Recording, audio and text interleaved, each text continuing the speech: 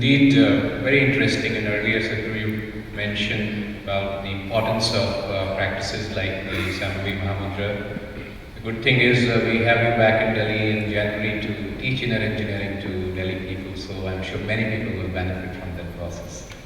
Related question, Sadhguru, you talk of Shiva as what is not, and this is in context of health. Now you're turning this into a satsang kind of situation. But it's a health question.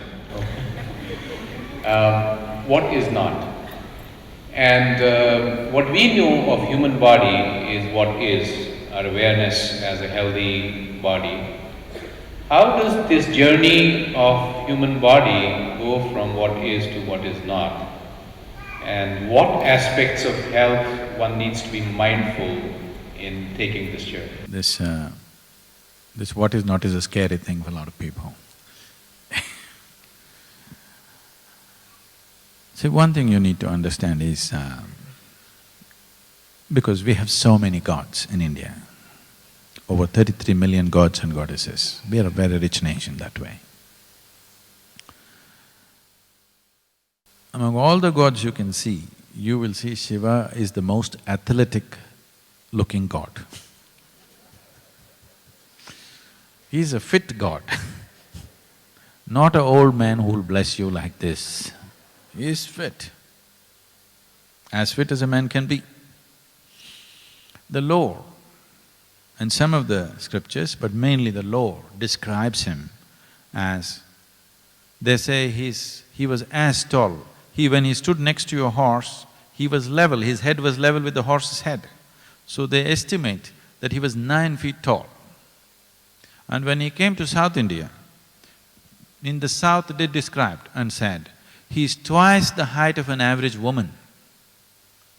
In the southernmost part of India, average women of those days were about 4.5 or less than 5 feet.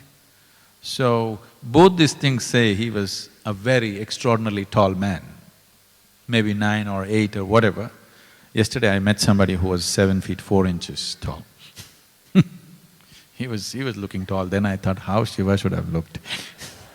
I had to talk to this man only like this, looking up.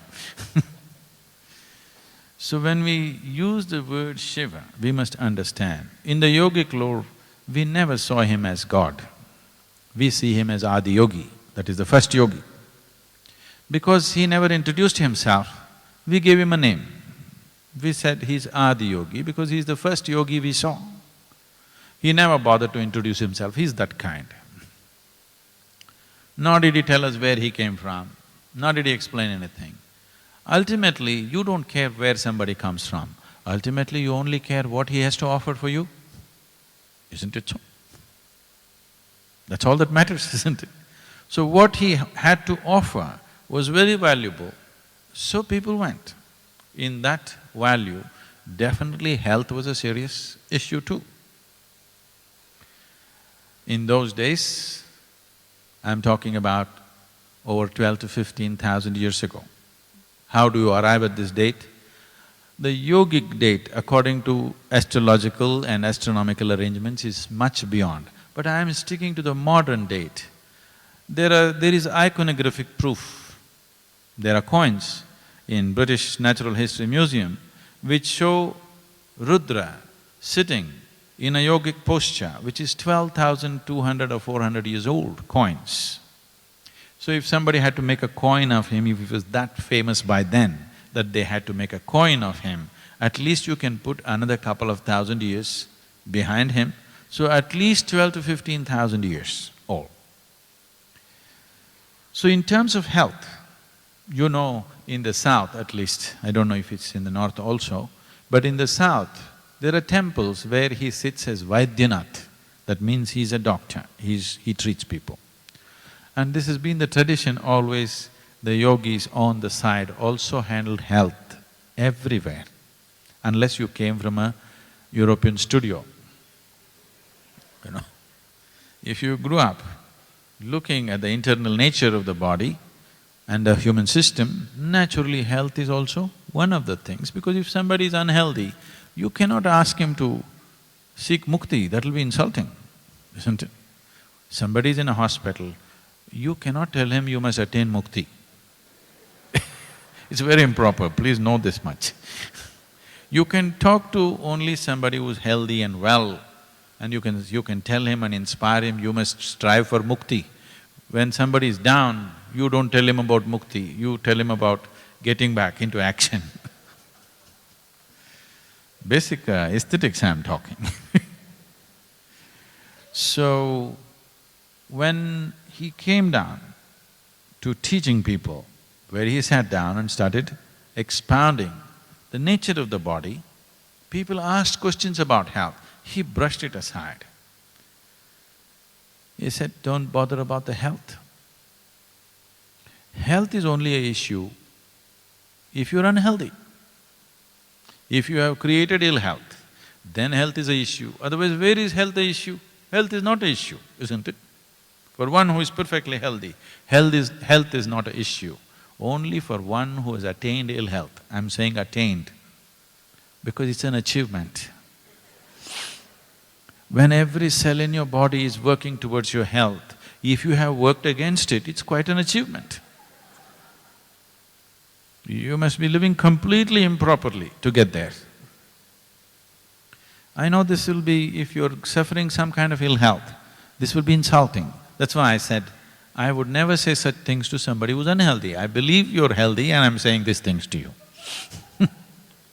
If somebody is down, you can't say these things, but that is the reality. The reality is just this body is geared for health. I know your doctor will say something different. He will say there are genetic factors, there's this, that. I want you to understand, genetics are only information. You can use information to get better, or you can use information to go back into the same cycle. It's up to you. Information is empowerment or information is entangling, please tell me. It's the way you use it, isn't it? So whatever the information that is there in this body is not entangling. If it was entangling, this life wouldn't come forth as a new possibility at all. This has all this information, my great-great-great-father was suffering from this, that information is there in this. This does not mean I must have it. If I make the same mistakes that he did, yes, otherwise it does not mean I must have it. I have for my reference that all these things have happened, so this is how I must take care. You will see, I don't want to start this off now, but if I check certain people in a certain way, I can tell them in the next 15 years what ailments they will get right now. But I will not do it, because there are more important things to do. What are you going to do in these 15 years? That's more important to me. Then after 15 years, are you going to be like that or are you going to be healthy? Because the system is already talking about it. You are going to get a heart attack at 50. At 30, 35, it's already talking about it. Are you willing to listen is the question. If you listen carefully enough, it is already talking about it. At least this much the medical science has to admit. They could not predict a heart attack 15, 20 years ago. Now they're able to foresee it 6 months ahead, 1 year ahead, yes or no? Or even much more. So the prediction time, the amount of time that you're able to predict is increasing because you're able to observe more parameters. But still, your observation is all by instruments, not by you. Somewhere we are forgetting, all these instruments were created by this instrument. If you enhance this instrument, this is capable of perceiving in a certain way. Only thing is it needs a certain level of work and a certain level of focus, certain dedication, and dedication is a scarce material. So, did Shiva offer solutions for health, for ill health? No. He just said if you do these things, ill health should not enter your mind, it is not even a thought on your mind. It doesn't exist for you.